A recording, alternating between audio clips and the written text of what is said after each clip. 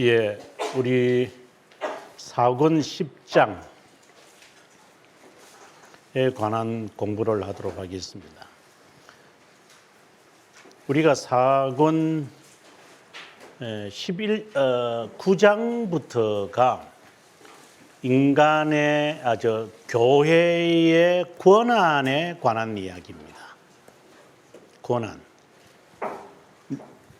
교회가 할 수 있는 권한이 있다라고 하는 그 이야기. 지난 시간에는 우리가 9장에서는 믿음의 항목,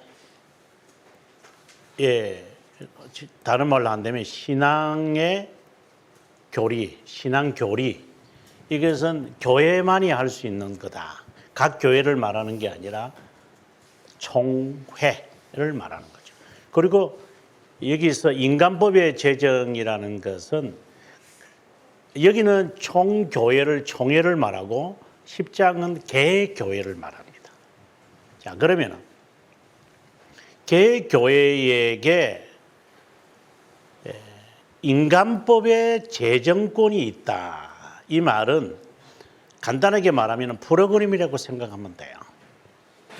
9장은 교회 법, 쉽게 말해 신앙 교리를 제정하는 것이고 10장은 이제 인간법 프로그램, 그리고 11장, 12장, 13장은 교회의 기강에 관한 이야기예요.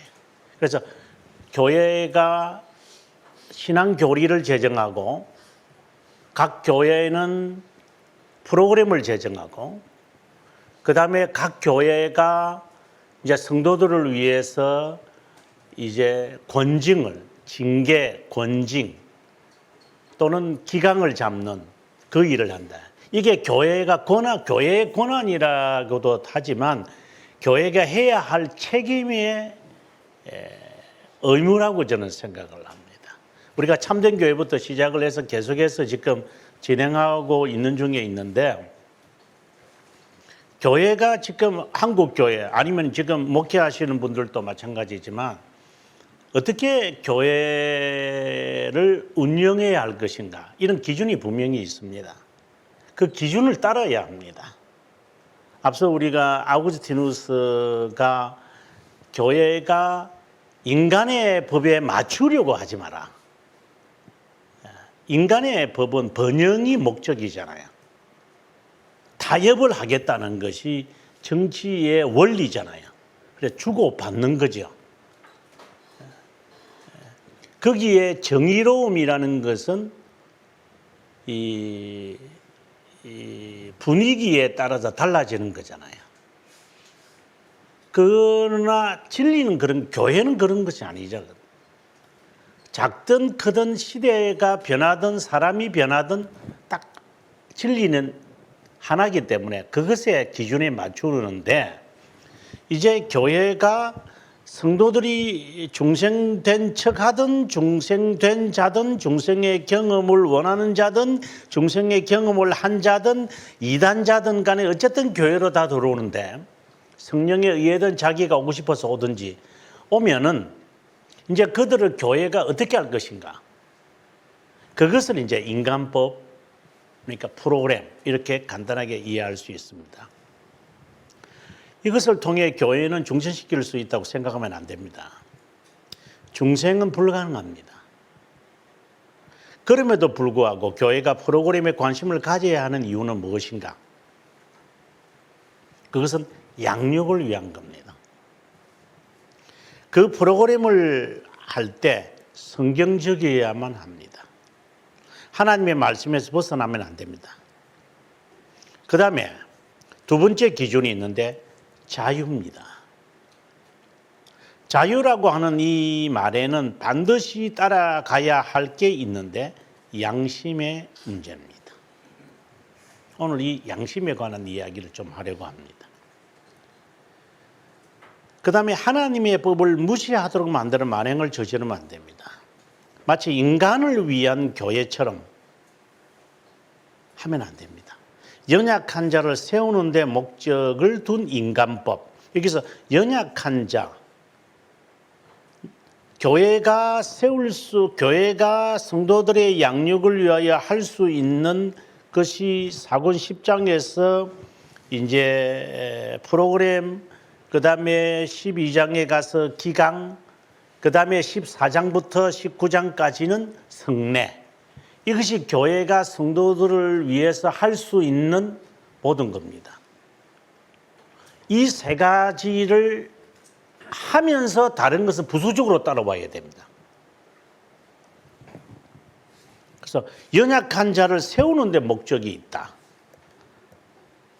한마디로 교회를 세우는 데 필요한 인간법은 성경의 근거를 받아들여야 됩니다. 그리고 양심에 관한 자. 왜 갑자기 교회 인간법 프로그램을 하는데 양심의 문제하고 무슨 관계가 있느냐? 이 관계를 먼저 파악을 하고 들어가야 됩니다. 교회가 지금 입법화를 해서 교회 당회나 재직회나 목사님이나 교역자들이 프로그램을 제시하는 거 성도들이 해도 되고 안 해도 됩니다. 온 교회가 하고 있는 신앙교리는 교회가 성도들이 해도 되고 안 해도 되는 게 없습니다. 이건 반드시 해야 되는 거고, 각 교회가 하는 프로그램들은 그 교회에 속해 있는 지체들이 다 참석을 하든 안 하든 그런 자유입니다. 자, 문제는 이 양심의 이 문제에서 자유의 이 문제가 해결이 돼야 됩니다. 만약에 양심과 자유의 이 문제가 해결이 안 되면 이 자유는 바로 방종으로 빠지고 맙니다. 이게 신앙의 문제가 아닙니다. 신앙교리는 이거는 필수 과목이고 프로그램은 선택 과목입니다. 자, 한번 읽어보도록 하겠습니다. 사권 8장 1항에서 교회 권한에 대해 논했는데 그 두 번째 부분, 로마 가톨릭주의자들이 인간의 무수한 전통을 발행했던 권한이 입법권에 관해서 한번 살펴보도록 합시다. 이것으로 수많은 영혼을 좌지우지했습니다. 서기관과 바리새파처럼 무거운 짐을 씌웠습니다. 미시나라는 게 있잖아요. 우리가 탈무드도 있고, 탈무드나 미시나는 율법을 해석한 거잖아요. 토라를 해석한 거잖아요. 그래서 미시나와 탈무드가 말씀보다도 우위에 있을 정도로 사람들에게 많은 무거운 짐을 이렇게 올가맸잖아요. 마치 스콜라주의자들이 중세 시대에 많은 세분화된 것을 해서 성도들을 교회법에 얽어맨 것처럼 같은 거예요. 특별히 비밀 고백이라는 고해 성사죠. 로마 가톨릭은 잔인한 도살 행위를 합니다. 이걸 통해서 성도들의 모든 그 지역에 있는 백성들의 마음을 다 이 사제가 다 알고 있어요. 네. 저기에는 무엇이 있고 무슨 죄를 지었고 하는 이 사제가 다 정보가 있기 때문에 사제와 정치인이 영주가 딱 결탁을 하면 모든 것이 다 해결되는 거예요. 이 방법을 중세교회가 사용했던 거잖아요. 교회가 합법적인 법으로 양심을 묶어버리기 때문에 하나님께서 예배에 대한 모든 법령을 그 부분의 말씀과는 별도로 인간의 전통이라고 부르곤 합니다. 교회 목회자로 여겨지길 바라는 자들은 영들을 찬탈하는 무제한적이고 야만적인 제국을 금해야 합니다. 이 부분에서는 이제 목사라는 우리 직책을 가진 사람들이 매우 조심해야 될 부분이 이제 왔습니다. 그들은 자신이 만드는 법이 영적이고 영생에 필요한 것인가 분명히 딱 설정해야 됩니다. 이런 방법으로 그리스도의 왕국은 침략당하고 신자의 양심에 주어진 자유는 전적으로 억압당하고 유린당하기도 합니다. 양심의 자유가 없으면 하나님과 평화를 갖지 못합니다. 그리스도 안에서 받은 은혜를 보존하려면 그리스도를 자신의 구원자로 유일한 왕으로 인정해야 하고 자유의 율법만으로 복음의 신성한 말씀만으로 지배받아야 합니다. 어떤 속박에도 종속되어서는 안 됩니다. 어떤 사슬에 묶여서도 안 됩니다. 양심이 노예적이면 안 된다 이 말입니다. 자, 우리는 여기서 이제 조심해서 들어가야 되는데 자유라고 해서 방종과의 이 관계를 분명히 하고 들어가야 됩니다.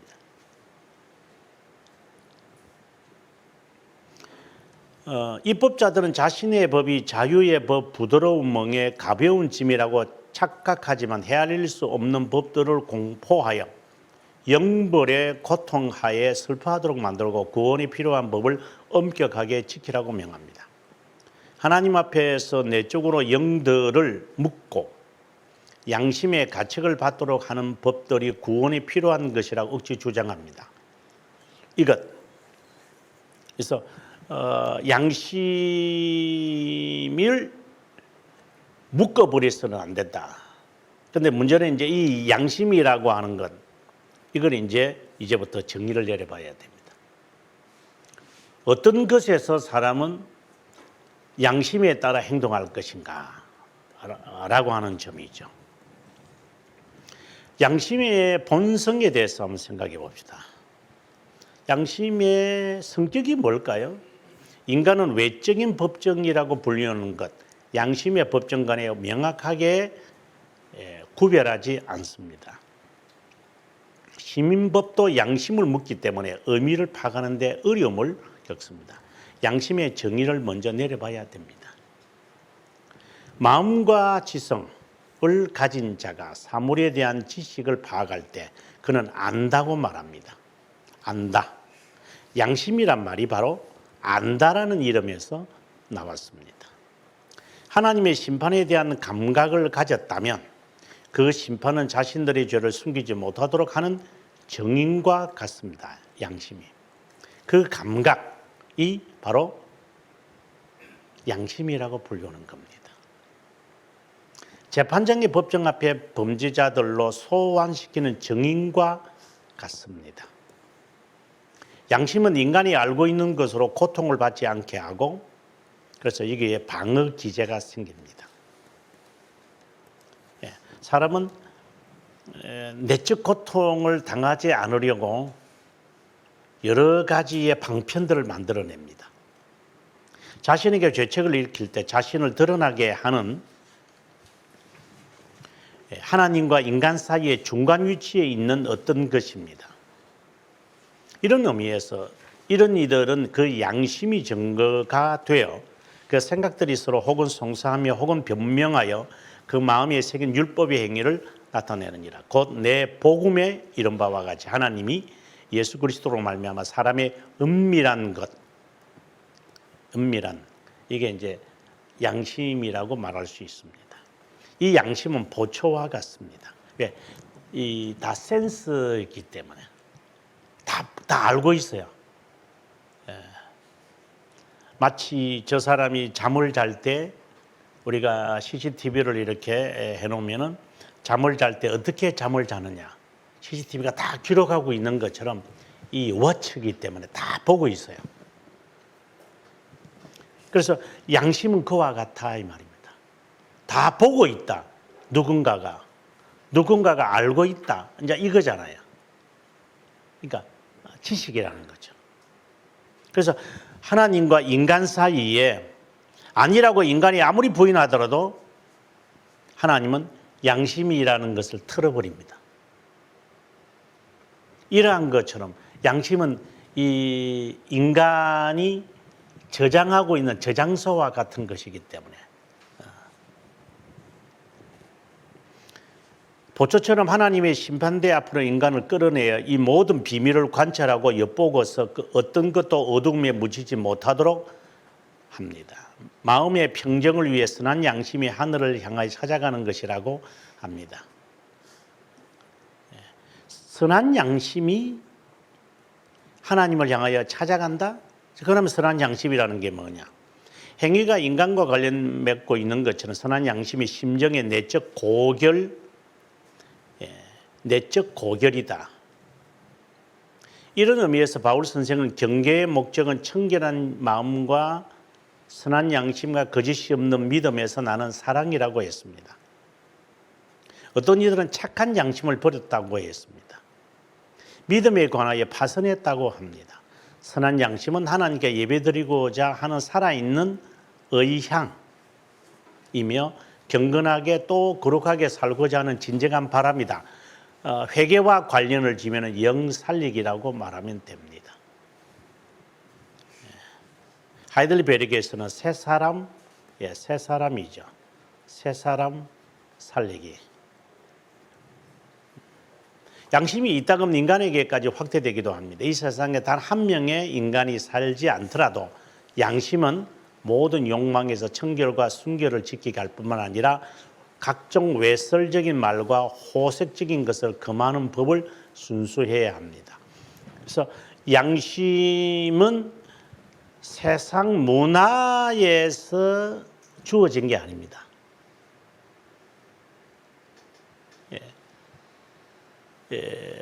나이에 따라서 시대에 따라서 변하지도 않습니다.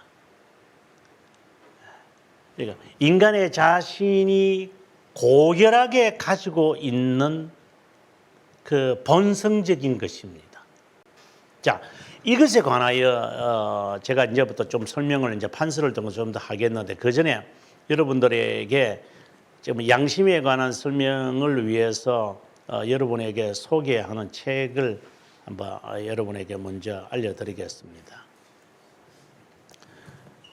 이 책인데 이게 우리나라 말로 번역이 돼 있는 걸로 제가 알고 있습니다. 제가 45년 전에 읽었던 책입니다. 저는 45년 전에 이 양심이라는 책을 읽으면서 어떠한 것이 제 마음에 기준이 서기 시작했습니다. 올레 할레스비, 노르웨이 루터파 목사님이십니다. 이분이 쓴 이 컨시언스라는 책을 꼭 읽으십시오. 양심에 관한 책. 두껍지도 않습니다. 한 100페이지밖에 안 되는 책입니다. 양심이라는 주제 하나를 갖고 이야기합니다. 그 다음에 또 하나 우리나라 말로 번역이 되어 있는 책입니다. 왜 나는 그리스도인이 되었는가. 이 책도 제가 45년 전에 읽은 책입니다. 기독교인은 나는 읽어야 할 필수 책이라고 저는 봅니다. 아주 작은 책입니다. 이것도 100페이지밖에 안 됩니다. 이 외에도 이분이 많은 책을 썼습니다. 하지만 저는 그 책을 다 읽지 않았습니다. 이 사람이 이제 루터파라는 것을 알고 이제 한계성을 느꼈기 때문에 이제 읽다가 이제 점점 그만두기 시작을 했습니다. 그다음 우리나라에 기도라고 하는 책도 있습니다. 그래서 이분의 모습인데 20세기에 이제 사셨던 분으로 기도라고 하는 책 우리나라 말로 두란노에서 번역이 되어 있는 것 같아요. 나중에 한번 읽어보시면은 이엠 바운즈가 쓴 뭐 기도하고 대조적일 겁니다. 다른 책 보지 마시고 이분이 쓴 기도라고 하는 책을 읽으시면 아하 정말 기도를 이렇게 해야 되겠구나를 아마 아실 겁니다. 그래서 제가 세 권을 소개합니다. 기도, 양심, 그리고 왜 나는 그리스도인가. 존 스타트가 쓴 왜 나는 그리스도인이 되었는가 그 책을 저는 추천하지는 않습니다. 그 책이 아닙니다. 이거는 존 스타트가 쓴 책이 아니라 이거는 성격이 다릅니다. 존 스타트가 쓴 나는 왜 그리스도인이 되었는가라는 것이고 이 책은 Why am I Christian? 왜 내가 그리스도인인가? 라고 하는 책의 성격이 다 다릅니다. 그래서 먼저 여러분에게 추천하고 싶은 것은 이 책을 먼저 읽고 그 다음에 양심이라는 책을 읽고 그 다음에 기도라고 하는 책을 읽으시면 지금 제가 설명하려고 하는 것을 어느 정도 이제 여러분들이 이제 이해가 충분히 되리라고 생각이 듭니다. 양심 이분의 책에서 하는 이야기입니다. 양심이란 우리가 영어로 conscience라고 합니다. 이제 라틴어는 conscientia 이렇게 되겠죠. conscientia는 우리가 science라고 하는 것이기 때문에 이것이 지식이라는 겁니다. con이라는 것은 with라고 하는 겁니다. 그래서 영어로 쓰면 이렇게 됩니다. knowledge with somebody. 누구가 함께 안다. 그래서 보초라고 하는 말이 나오는 겁니다. 그래서 이게 지식입니다. 그래서 누군가가 다 알고 있다 라고 하는 것이 conscientia라고 하는 단어의 뜻입니다. 문자적 뜻입니다. 그러면 이것이 의미로는 뭐라고 받아야 돼? 정의를 할 때는 뭐라고 해야 되느냐? 하나님과 인간 사이에 있는 정인이다 이렇게 말합니다. 그럼 심판대 앞에 서서 양심의 책을 편다고 합니다. 바로 이겁니다. 그래서 하나님이 우리에게 이렇게 질문을 던지시기, 예를 든다면 그냥 법정처럼 당신 여기에 간 적이 있습니까? 다 불게 되어 있습니다. 양심이 말합니다. 그러니까 뭐 하나님 앞에서 말하지 않을 수 있는 거 없습니다. 다 말하게 되어 있습니다.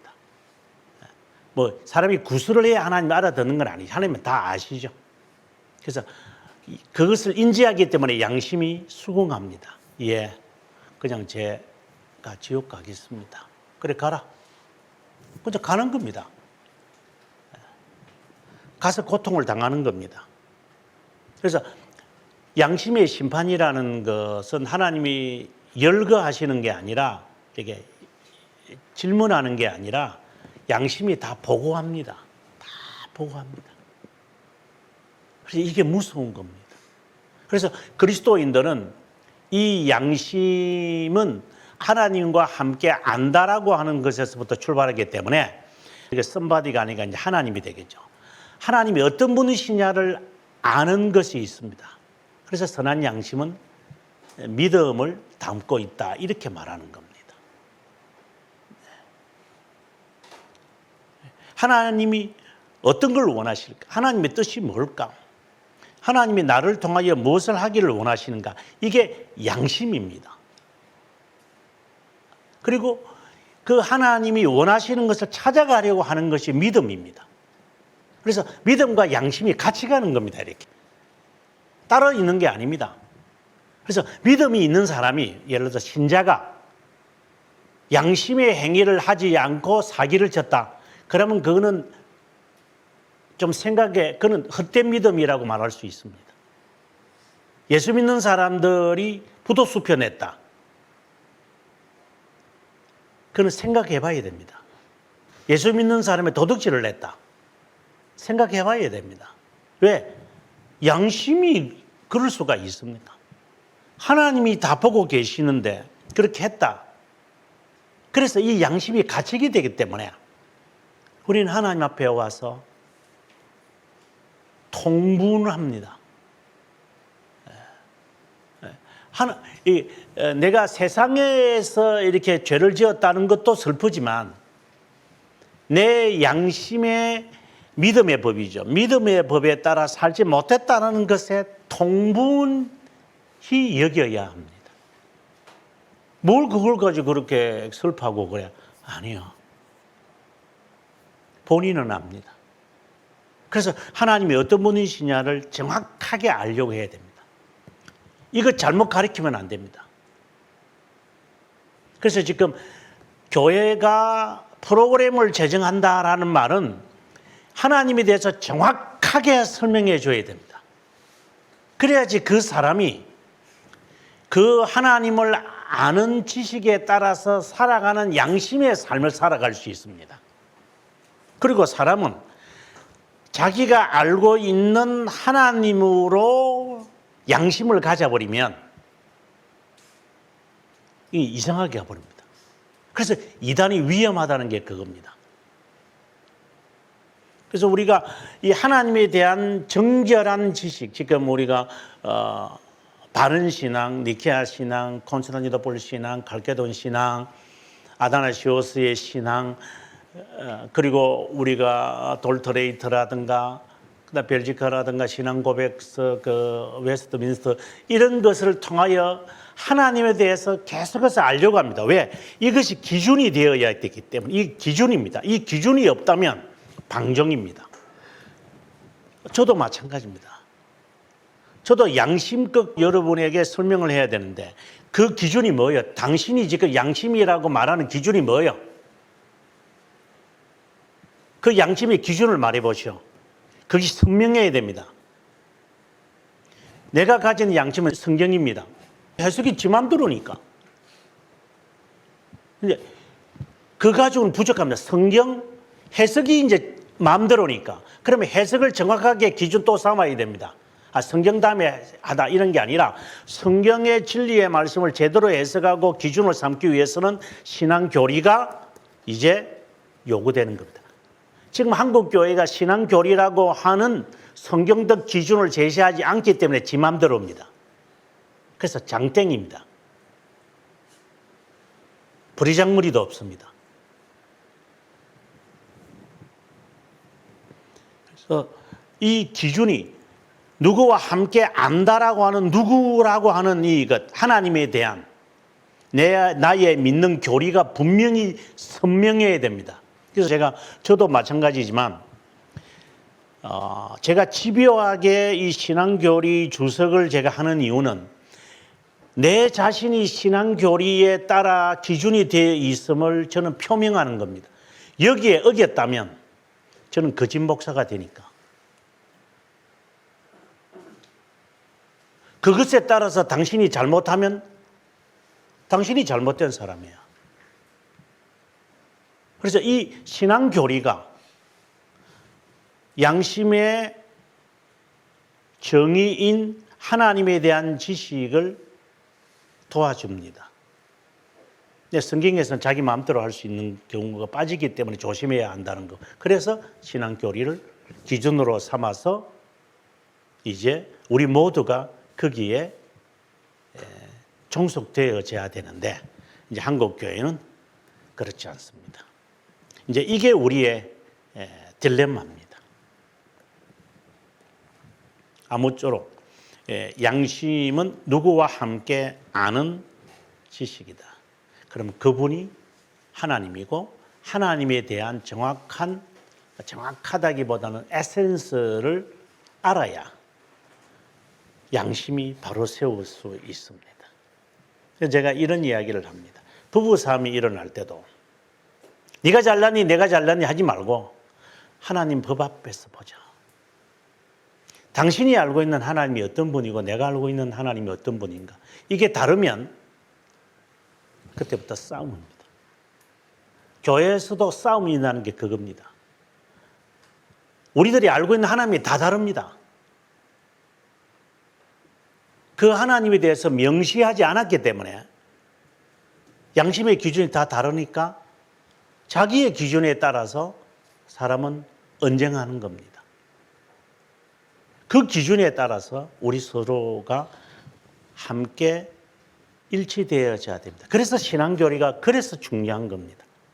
그런데 한국 교회가 신앙교리를 덩하니 한다는 것은 그만큼 방종하고 있다고 보시면 됩니다. 기준이 없으니까요. 한국의 기준이 어디 있어요? 숫자만 모으면 장땡인데요. 장돌배기가 마치 사회를 주도하는 것과 같습니다. 교회는 그래서는 안 되거든요. 그래서 인간법 재정권을 각 교회가 가지고 있는데 그 어떠한 프로그램을 정할 때 양심을 이렇게 세뇌시키거나 종속시키지 마라. 그러면 그 양심이라는 것이 어디에 기준에 서 있을 것인가? 그 기준을 이제 정하는 것이 바로 신앙 교리인 것이다. 이렇게 되는 겁니다. 인간의 법이 양심에 어떤 의미가 있을까요?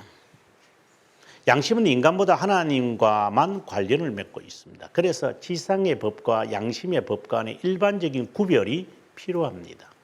온 세상이 두텁고 어두운 무지 속에 갇혀 있었을 때 양심은 모든 인간의 판단보다 우위에 있다는 것이 소멸되지 않는 채로 남아있는 작은 광선과 같습니다. 지도자들의 법이 양심에 대한 지배권을 갖고 있기에 교회법에도 동일하게 적용되어야 합니다. 하나님께서 그리스도자들의 권위에 복종하도록 그들을 임명하셨습니다. 하지만 영의 내적 지배까지 적용해서는 안 됩니다. 벨기에에서도 이런 말을 하지 않습니까? 양심까지 국가 정책이 지배할 수는 없습니다. 그 이유는 하나님께 드리는 예배와 영적으로 살아야 하는 영구적인 규칙이 모든 칙령보다 우위에 있습니다. 우리가 바로 전 시간에 관용 정책의 밀라노 칙령을 봤습니다. 이게 종교의 자유입니다. 아주 중요한 자유입니다. 주목해야 하는 또 다른 하나는 인간법이 권위자들이나 교회에 의해 내려지든 안 내리든 반드시 준수되어야 하지만 양심을 묶어서는 안 됩니다. 그 이유는 그것들을 보존하는 필요성이 일반 목적을 위한 것이고 명령된 것들에 있지 않기 때문입니다. 양심을 거스려서 있는, 우리가 여기서 또 중요한 것이 이제 마틴 루터라든가 존 후스, 얀 후스죠. 이 두 사람들이 얀 후스가 1415년에 이제 화형을 당해 죽고 100년 후에 1521년에 이제 보름서 회의에서 이제 황제 앞에서 했던 말들을 기억하면 좋습니다. 이 두 사람의 말의 공통점이 양심이란 말이 나옵니다. 나는 양심에 거슬러 어떠한 것도 더하거나 뺄 수 없습니다. 그러니까 양심을 거스르니 차라리 저는 죽을 겁니다. 저는 이것이 우리의 고백이 되어야 한다고 봅니다. 그래서 이 양심의 기준이 있어야 됩니다. 그 기준에 당신이 틀렸으면 당신이 회개해야 될 문제고 이것에 거슬렸다면 내가 해결해야 될 문제입니다. 그래서 이 양심에 대한 이것이 지식이니까 하나님에 대한 지식이니까 이 지식, 자녀교육도 마찬가지입니다. 이 지식에 초점이 맞춰져야 됩니다. 계속해서 읽겠습니다. 거짓 감독이 우리 양심의 영적 율법 수요자이신 주님께 임명받은 것처럼 하면서 새로운 법을 강요합니다. 명령하는 것은 무엇이든 지켜야 한다고 합니다. 그건 안 지켜도 됩니다. 거짓 감독이 주장하는 것 지키면 안 됩니다. 그래서 제가 거짓 감독인지 아닌지를 알려면 안 지켜도 됩니다. 제가 3가지 질문을 하라고 여러분에게, 이거는 제가 하는 지침입니다. 3일째 물어봐라. 하나님에 대한 지식인데요. 정확해야 됩니다, 이거는. 두 번째로 칭의에 대한, 이거는 구원의 문제잖아요. 죄 용서의 문제잖아요. 이거 분명히 확립되어 있어야 됩니다. 그 다음에 세 번째가 3장 16절을 해석하는 게 해봐라. 만약 이거는 제가 만든 거니까 뭐 그렇게 중요하지는 않습니다. 근데 거짓 감독에 대한 판단의 기준은 우리가 앞에서 2장, 3장에서 자세히 살폈습니다. 이게 다 포함되어 있을 겁니다. 하나님에 대해서 정확하게 설명해 줘야 됩니다. 그가 참된 감독이라면 명령하는 것에 권위를 인정할 수 있지만 교회 정책을 적당하게 배열해야만 합니다. 자신의 생각에 따르는 것이기에 아주 작은 권위라도 주장할 수 없습니다. 참된 감독이라 하더라도 신자를 지배하는 입법자가 되어 마음대로 신자의 생활 규범을 정하는 든지 강요할 수는 없습니다. 하나님의 말씀에서 나온 권위 없는 고안된 것은 무엇이든지 필연적인 문제로 교회에 준수되어서는 안 됩니다. 이게 이제 자유라고 하는 것입니다. 자유라고 하는 이 말이 칼빈 선생은 자발이라는 단어로 바꾸라고 그럽니다. 양심에 따라서 내가 자발적으로 내가 굴복하는 겁니다. 그래서 자유의지를 내려놓는 거죠. 이것이 참된 모습이라고 저는 개인적으로 봅니다. 그 다음에 계속해서 읽어보겠습니다. 삶의 완전한 규칙에 관련한 모든 것을 주님은 자신의 법에 포괄적으로 다루셨기에 주어진 요약에 인간이 덧붙여야 할 것은 없습니다. 그 이유는 행위에 대한 청림한 모든 것의 기준이 되는 그분의 뜻에 의해 이게 의지를 말하는 겁니다. 의지, will. 우리의 모든 행동을 규정하기 때문에 그분만이 삶의 주인이고 안내자가 되셔야 합니다. 이 성경에 있는 말씀들을 어떻게 해석을 해서 우리에게 이제 설교하느냐 매우 중요한 겁니다. 이제 그게 우리의 양심을 지금 이끌어가고 있기 때문에 순종 외에 우리에게 요구하는 것은 아무것도 없다고 하는 것을 보이기 위함입니다. 하나님의 말씀에서 나오지 않는 권위, 교회의 모든 것을 명령하기 위해 요구하는 자가 주장하는 권한들을 완전히 제거해야 됩니다. 그래서 이 판단의 기준이 참 어렵습니다, 여러분. 이게 이제 지도자인 사람이 하나님에 대하여 하나님의 뜻을 선명하게 분명하게 알고 건전하게 우리에게 말하느냐. 이것이 아니라면 내 양심을 그는 이용해 먹는 겁니다. 주님께 충성하는데 그것을 중간에서 마치 석유를 뽑아먹는 자들처럼 뽑아먹는 겁니다. 그러니까 하나님을 섬겨야만 하는데 이제 지도자라는 사람이 그걸 중간에서 마치 꿀을 뽑아먹는 것처럼 그렇게 쪽쪽 빨아먹는 그런 흡혈귀들이 될 수가 있습니다.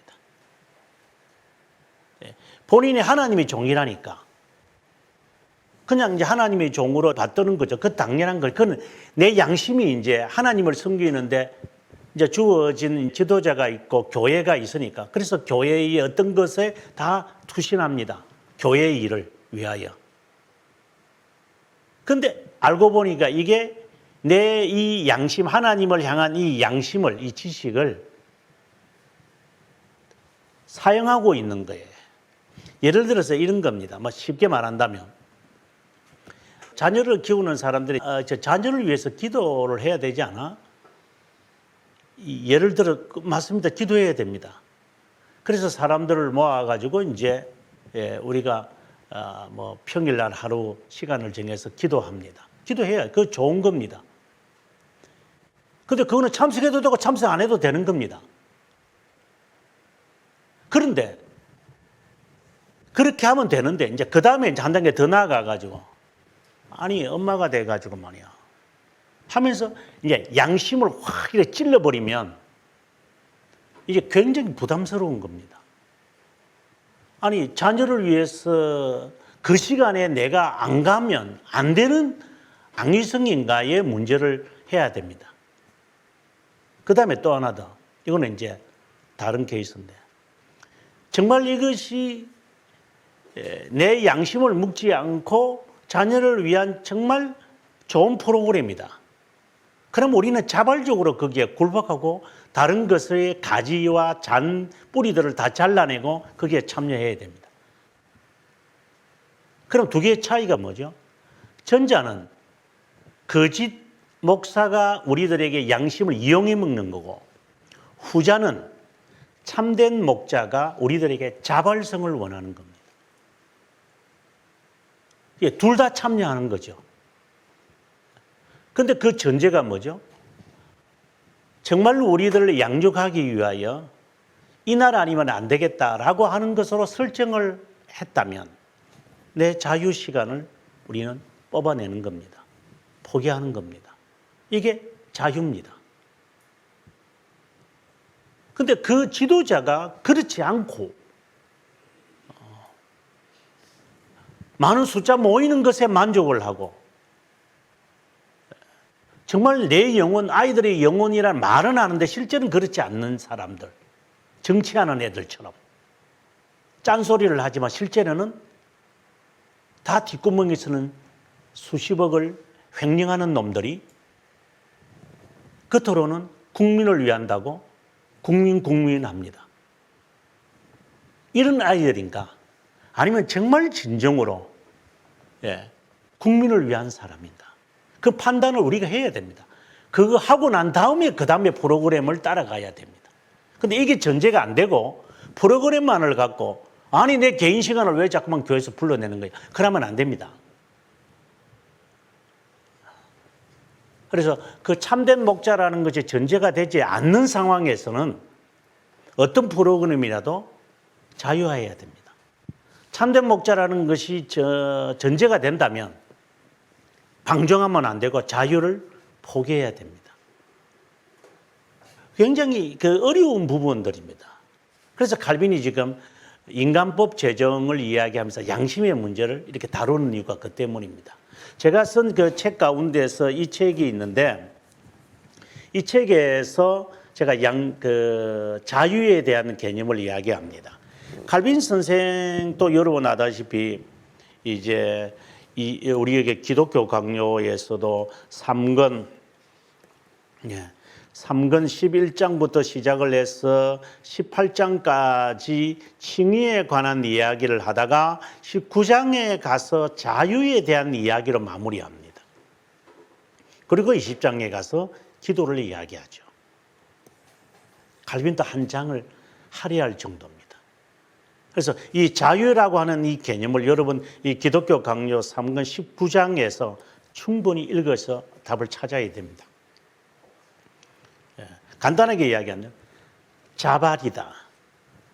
참된 것에 관하여 바른 것에 관하여 자유를 포기할 줄 아는 것이 자발성. 이게 참된 자유다. 그래 전제가 돼야 되죠. 참된 것이냐. 그렇지 않는 것에 내가 이용되어서는 안 됩니다. 그걸 이용하면 안 됩니다. 그래서 이게 참 어려운 문제입니다. 이제 교수로 있으면서 이제 이것도 하나의 신뢰인데 교수로 있을 때 조교들을 우리가 잘 이용해 먹습니다.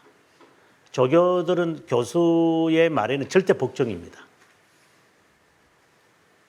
그래서 교수가 개인적인 일까지 시켜 먹을 때도 있습니다. 자기가 해야 할 일까지도 타이핑하는 것까지도 다 시킵니다. 그래서 조교가 이게 글을 해는 거 보면 그거 가지고 자기 글로 만들어내는 사람도 있습니다.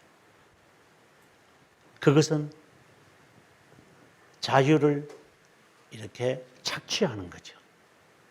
그런데 정말 조교를 키우기 위해서 교수가 지식을 전해주고 바른 길로 인도하는 교수님이 있습니다. 그 차이를 제가 말하는 겁니다. 그렇다면 그 교수에게 조교는 뭐 신발끈도 묶어줍니다. 아니 하지마 내가 할 수 있어 해도 자기가 합니다. 이건 제가 하고 싶어서 하는 겁니다. 이런 자발성이 있어야 되는데 그 사람이 나를 이용해 먹는다고 생각을 하면 신발끈이 아니고 꼴도 보기 싫습니다. 이 신앙에서 아주 중요한 겁니다. 그래서 교회가 성도를 양육한답시고 프로그램을 만들 때 유의해야 되는 것. 양심을 속이는 것이냐 진정으로 그 사람의 성장을 위해서 내가 이것을 하는 것이냐. 목사님이 그렇게 했다면 성도들은 따라야 합니다. 그걸 거부한다면 그 사람이 잘못된 사람입니다.